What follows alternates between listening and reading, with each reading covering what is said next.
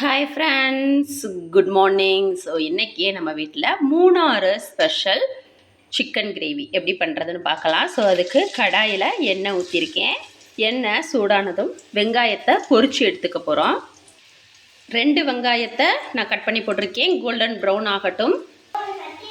So இந்த ஸ்டேஜில் நம்ம வெளியில் எடுத்துக்கலாம். ஸோ அடுத்து அதே கடாயில் நம்ம 4 தக்காளி 4 வெங்காயம் சேர்த்துக்கலாம். நல்லா வதக்கி விடுங்க. அடுத்து இஞ்சி சேர்த்துக்கலாம்.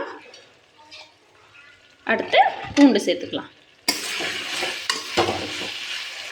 சோம்பு, கருமிளகு, ஜீரகம், 4 கிராம்பு, ஒரு சின்ன துண்டு பிரியாணி இலை, ஒரு சின்ன துட்டு லவங்கப்பட்டை, 2 ஏலக்காய் போட்டு நல்லா வதக்கி விடுங்க.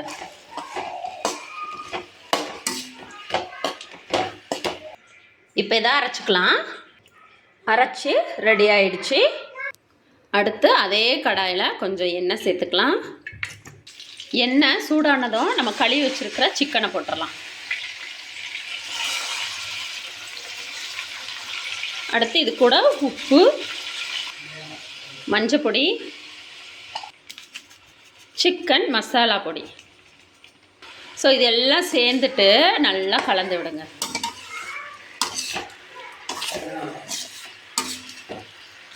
இந்த எண்ணெயிலேயே சிக்கன் நல்லா வெந்து வரணும். கலந்து விடுங்க.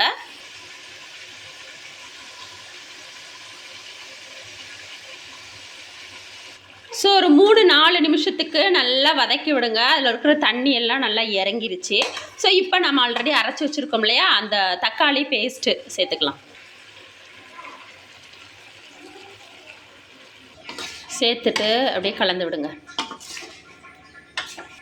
எவ்வளோ க்ரீமியாக எப்படி இருக்குது பார்த்தீங்களா? சூப்பராக இருக்குல்ல?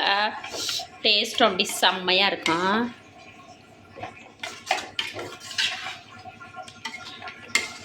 பாருங்கள். ஸோ இது சேர்த்தாச்சு. இப்போ நம்ம இப்போ வரைக்கும் தண்ணி சேர்க்கலை. இப்போ தான் நம்ம தண்ணி சேர்க்க போகிறோம். தண்ணி சேர்த்துக்கலாம். தண்ணி சேர்த்ததுக்கப்புறம் ஈரல் போட்டுக்கோங்க. முன்னாடியே ஈரல் போட்டால் நல்லா இருக்காது. இப்போ போட்டிங்கன்னா தான் நல்லாயிருக்கும்.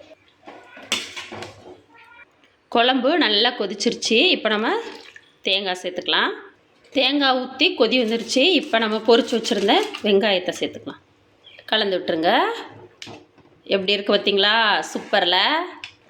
ஃபைனலாக கொத்தமல்லி, கருவேப்பிலை. அவ்வளோதான், குழம்பு ரெடி. ட்ரை பண்ணுங்கள். பாய்.